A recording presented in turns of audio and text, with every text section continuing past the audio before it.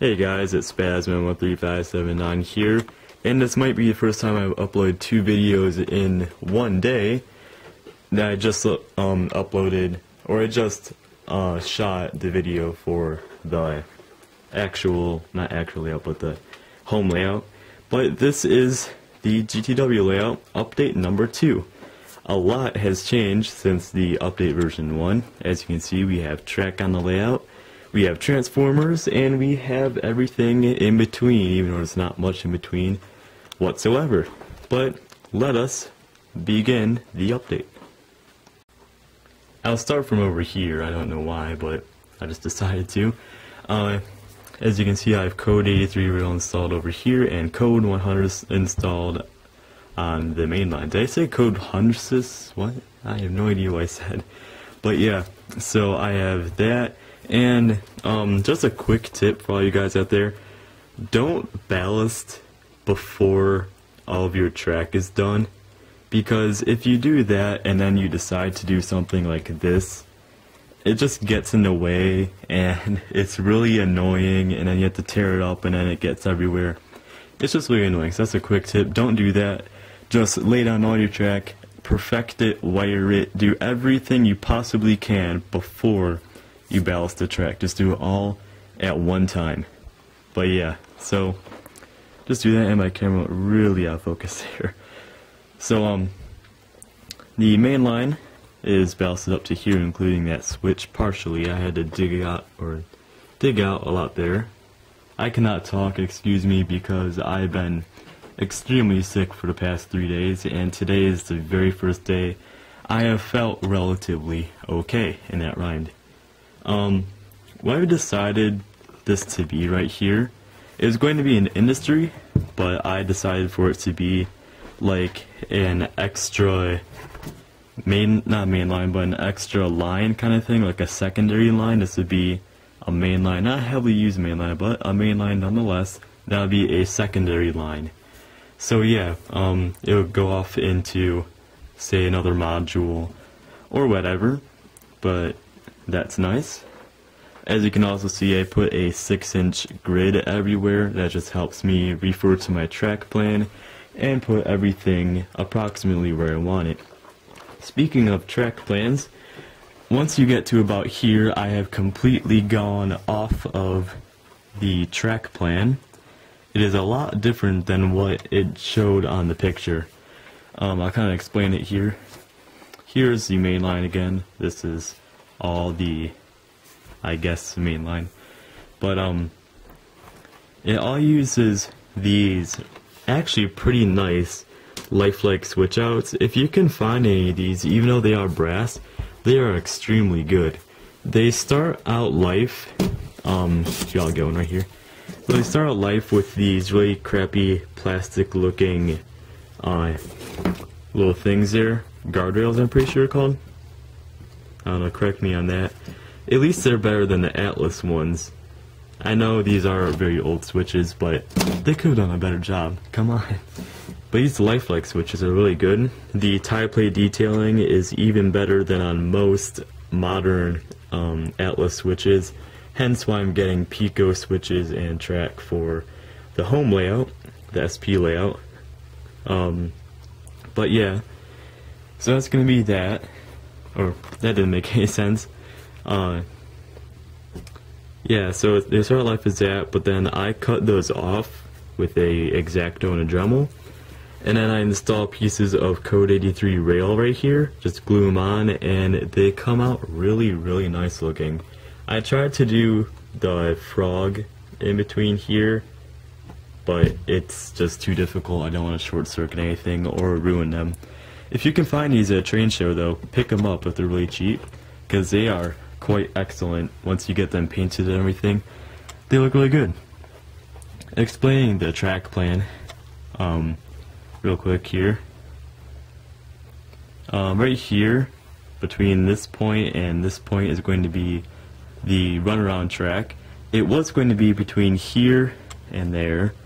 I kind of shortened it though, because if I had to come here, I had to cross over this point, and then it just wasn't working out because I had to use this really weird 19-degree crossover, and it just wasn't going to work. I wasn't happy with how it was, and it was like a switch. I was going to be half on the separation point, and I didn't pay attention to that while drawing up the plan, so I felt like an idiot for doing that. But yeah, so I kind of had to go away from it. So right there is just going to be the runaround track with nothing attached to it, just that, other than that piece of rail, of course. Then off of this point, right here, is number 6 switch, there is going to, or this track is going to go almost all the way to the end. It is going to be for a propane slash fuel, petroleum, whatever thing, just like a very small industry, and it's going to be served by one 60-foot tank car, probably from Athearn. They make pretty good tank cars, maybe Walthers, I don't know. But then there's going to be a switch that I put on top of these tacks, bounce it, that comes, or if that goes all the way down there, then this is going to come over here, and it's going to kind of curve around and go up to about right here, and it is going to be for a wood place, a wood distributor, I guess, but it's going to be serviced by a exact rail center beam flat car. Exact Rail is coming out with center beam flat cars in spring, I think, so I'll get one of those, maybe a Walthers, I don't know. But yeah, so it's going to be there, and then it's just going to have one, possibly two. It will be able to fit two, like two can physically fit, but I'm not sure if I want that many. And then right here is going to be a tool and die manufacturer, and that's going to be serviced by two, sorry, I'm just trying to get myself off, two GTW coil cars. What that's going to be, or how the track's going to get there, is I had this number 6 switch coming off a few of the not good Atlas ones, and I hate them, but it's going to go up there to right about that point will be another number 6 switch, and that's going to pull back to here, and it might split off into 2 tracks, but I think I'm going to get some kind of Walthers warehouse cornerstone building, and I'm going to cut it kind of in half so you can see the inside of it. I think that'll be pretty cool. So I'm going to do that, and I think it'll turn out pretty nice. I think, well, no, that's not actually it. I've learned that soldering feeder wires, if you might be able to see them, there you go. I learned soldering feeder wires onto these rails right here. I'm not sure the name of these rails. I'm not a switch expert. It really helps with continuity, especially when you paint those silver tabs right there, because once you paint them, obviously electricity is... Oh my god, I cannot talk. Electricity does not flow through paint at all, unless it's like metal paint or something.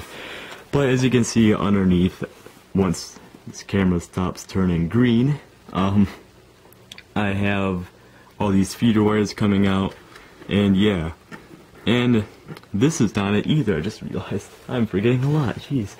This power pack station thingy. This is a Tech 2 that was my original decent transformer thing. I love this, it works awesome. MRC made really good transformers once they got into DCC. No, they're not very good anymore. I'm really considering selling, well, no, not actually selling this, but making this only to the GTW layout, and then getting a different, maybe like a lens or NCE system for the big layout here. I'm sorry, MRC, but it's just lying there. I'm going to take this as well. I have to show you guys that, but it's going to be, or what it's going to be, is kind of an interchangeable system.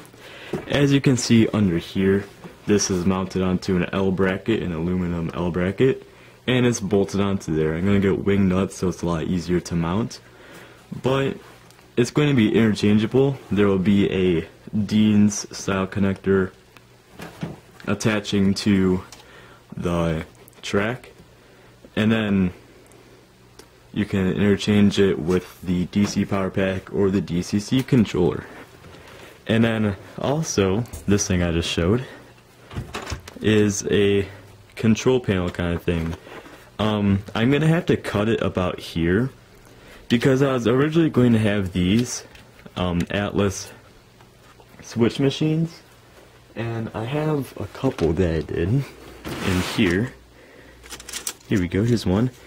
I converted the normal switch machines into under table switch machines, so they go underneath the table and then do their thing.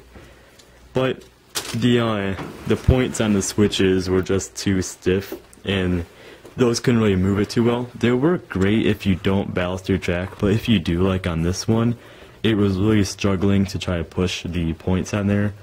So I just took them off, and I'm going to be using strictly these ground throws. These things work great. They don't look as good. That's what I really wanted, was the look of not having anything.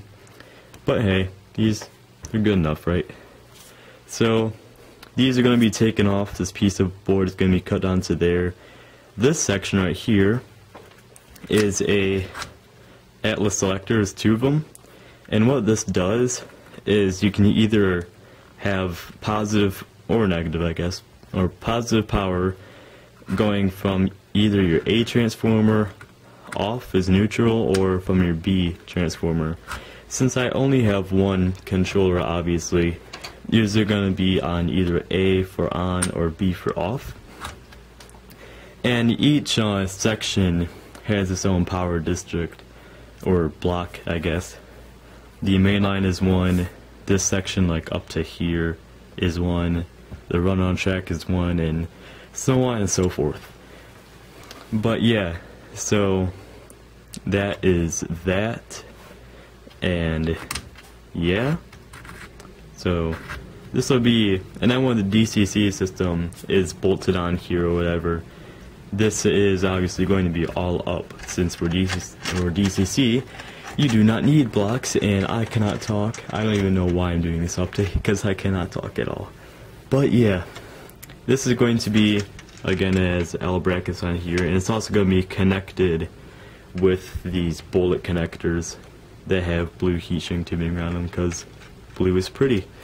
But these L brackets have holes already pre-drilled. Again, I'm going to have to cut that over to there, so I have to drill a new hole. But it bolts onto there, and it plugs in extremely easily. And I was going to have some 3-pin connectors on those guys for each one, but now since I'm not going to have them on there, I don't really need them anymore. But yeah, I see that this update has gone on for about 14 minutes now. It's going on to 15 minutes, or maybe about 14 minutes, I don't know. But yeah, it's actually longer than that update was, which is kind of sad. Maybe it wasn't, I don't know. Maybe I'm lying. Maybe we're all actually dead from yesterday and we all don't know it. We never know. Nobody knows anything. I have no idea what's going on anymore, so I'm going to end the video. Alright, thanks for watching, you guys, and I hope you enjoyed it. Look into the pretty light. Goodbye.